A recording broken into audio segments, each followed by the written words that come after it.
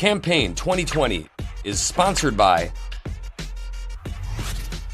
Wisconsin Hospital Association, Quick Trip, Wisconsin Counties Association, Wisconsin Realtors Association, and Wisconsin Operating Engineers Local 139.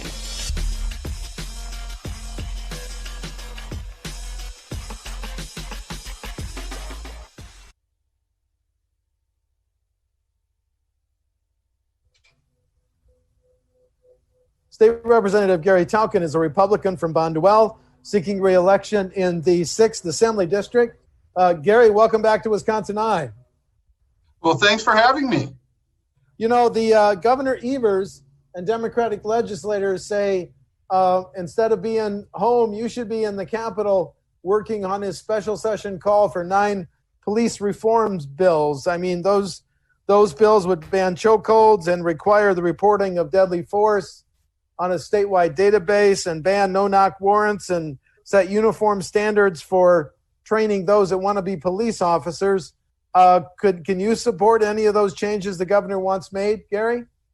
Well, I'm looking forward to the task force that the speaker just appointed. I think Jim Steineke is going to be the lead on that, and I really enjoy supporting bills that have been well vetted. And if they pull together the stakeholders and have hearings, I think we're going to get a lot of good information. The bills that the governor put forward, I think, have some potential, but I would rather have it vetted before we actually move forward on it. That's just the process that I'm used to, and I think it's appropriate. Would you like to see a package passed by January 1, sir? I don't know if they're going to be able to move that quickly or not. I think they're going to move as quick as they can, but I don't know what the timeline is. I expect that we're going to be doing that sometime in the spring, but I don't know if January is, I don't know if they can get done as quick as that. Okay. Let me ask this. Some Senate Republicans say both houses of the legislature should come back to repeal the governor's statewide mask edict. How do you feel about that mask edict, sir?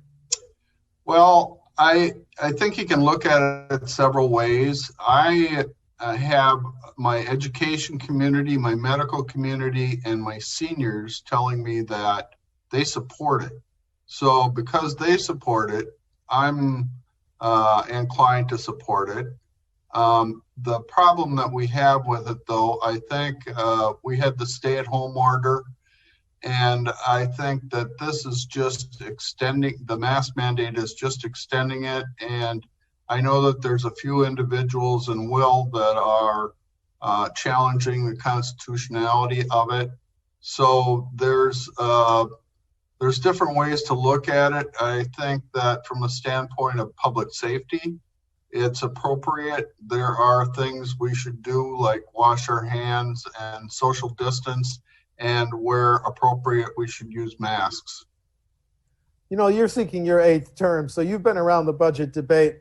We got a report yesterday that the tax collections slightly increased during the fiscal year that ended June 30, but there's concerns because of the pandemic over the tax collections in the current year, which ends next June 30, of course. If we're $1.5 billion short, do we cut spending or do we raise taxes and fees? Well, I'm a Republican and I don't believe we should spend more than we take in. I think that, well, I know that in April we lost $870 million compared to the year before. In May, we lost another $60 million. So there's a lot in tax collection. So there's a lot of money that needs to be made up. But as you mentioned, that report that came out, there's growth in the economy. And so it went up just a tad. And that's really how we've been able to expand and maintain services in this state, is that we have an economy that continues to grow. And so that's a really good thing. It makes it easier for us as legislators to supply the services that people need while at the same time not having to raise taxes. This debate over who should draw the next congressional and legislative district lines. The Constitution says the party in control of the Capitol. The governor's proposed the People's Maps Commission. Where do you stand on that debate? Well, the first bill that I voted for when I got into the office nearly 14 years ago now was to start the Government Accountability Board, which combined ethics and elections, and that was a disaster. There wasn't accountability there. It was a non-elected board, and it took a long time. It took about 12 years before we were able to address it again.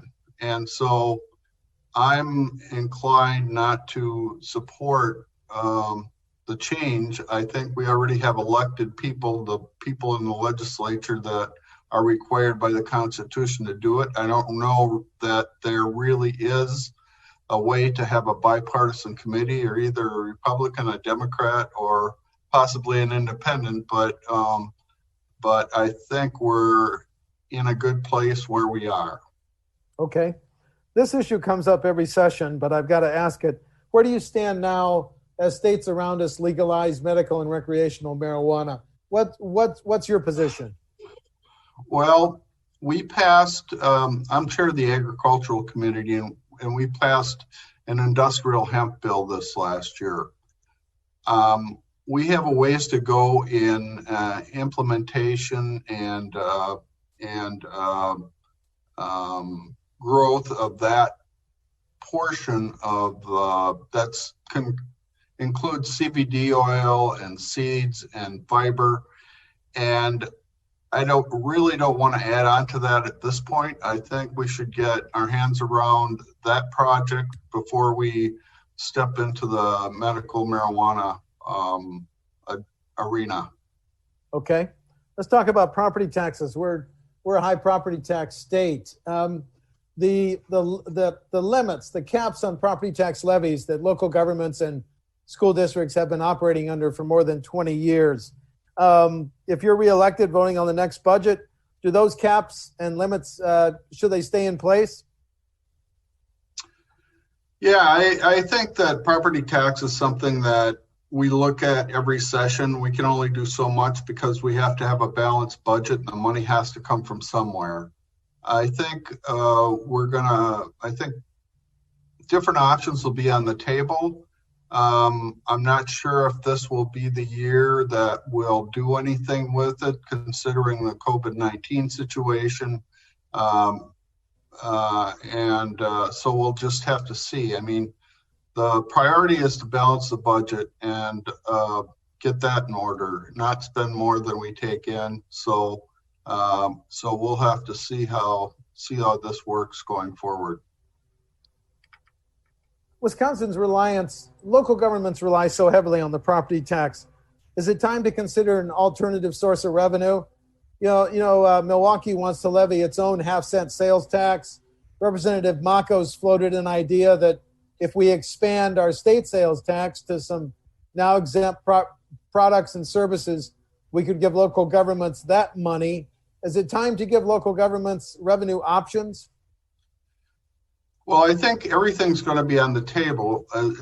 It's just that we have to have a balanced budget. So we have to, and it takes money to run programs. So I think as we move forward, we're going to be considering the options, but we have a system in place that's working. Property taxes is one of the things that we looked at pretty heavily last time, and I expect we're going to look at pretty heavily this time. It's just whether the timing is right to do anything with that, considering the financial situation that we're going to be in. Governor Evers, as you know, recommended raising the gas tax last year to stabilize highway funding and how we pay for bridges. Are you willing to take another look at raising the gas tax? Well, I think everything is going to be on the table, whether it's tollways or gas tax or any of the other options that we have. The problem with gas tax is that we have flex vehicles, we have electric vehicles, we have heavy equipment that's harder on the roads. So we need to take a lot of different things into consideration when we look at the transportation situation. Last session, we put $500 million more into transportation than we did the session before. So transportation's been one of the big issues for a long time, and it will continue to be. We just have to be as responsible as we can and try to figure out how to best address it. We've seen hospitals both in Wisconsin and nationally play a key role in treating COVID patients. If you're reelected and voting on the next state budget, should hospitals get an even greater priority than they might have been given in the current budget? I think that hospitals, when it comes to healthcare is really important to people. If you feel good, life is good.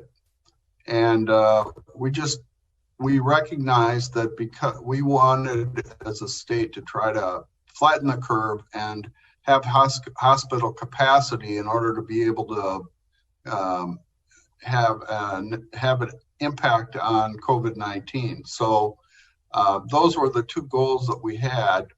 I know that hospitals took a major hit in not being able to do other services, elective surgeries and such, but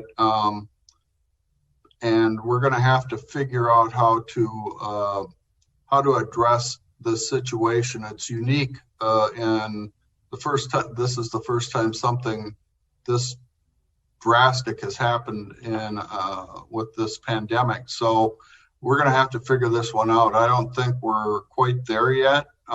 It's going to take a lot of discussion and a lot of debate while we're working on the budget to try to figure that out.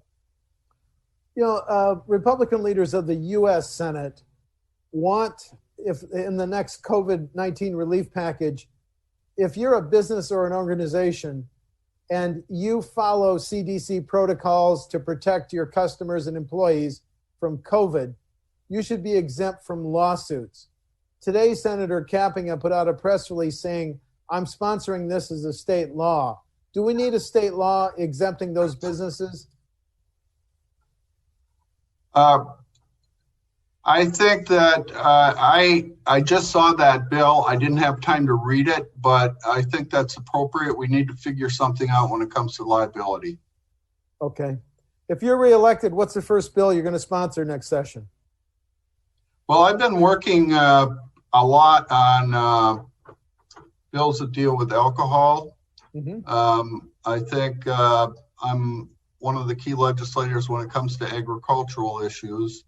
So I want to make sure that agriculture does well. I don't know if I'll be ready with the first bill, but I've been working on a bill to help with people that are for training for people to take a responsible beverage server program. And I'm hopeful that in January or February, we'll be able to roll that out. I've been working on that for probably 8 years now. So planning on doing one last term, and then so I want to get as much done as I possibly can during this next term. Okay, just a couple more questions. One of them is, if a school district or a local government plans a major public works project, should they have to give a preference to Wisconsin businesses? A study found that in 2015, out-of-state contractors got $72 million in public works contracts, and that more than doubled to $146 million in 2018. Should local governments have to give a preference to Wisconsin businesses? Well, we have things like Buy Local that's a voluntary program in the state of Wisconsin. I think we might have a problem with the Commerce Clause in justifying what we're doing if we keep everything in-house. So I'd have to look at that before I give an answer, I guess.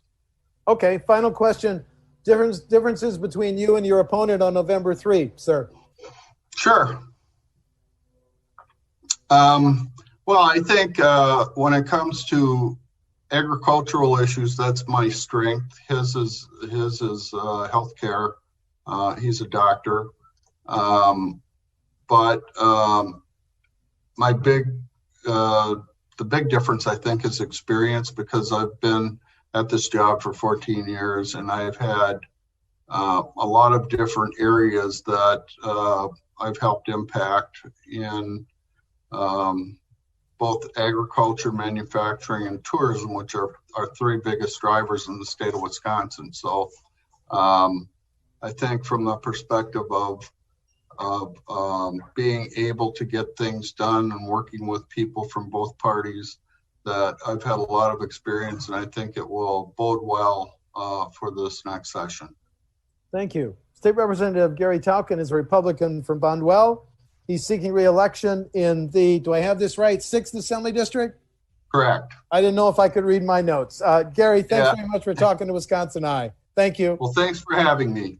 Thank you. Have a good day. Stay safe. You too. Bye-bye. Thanks.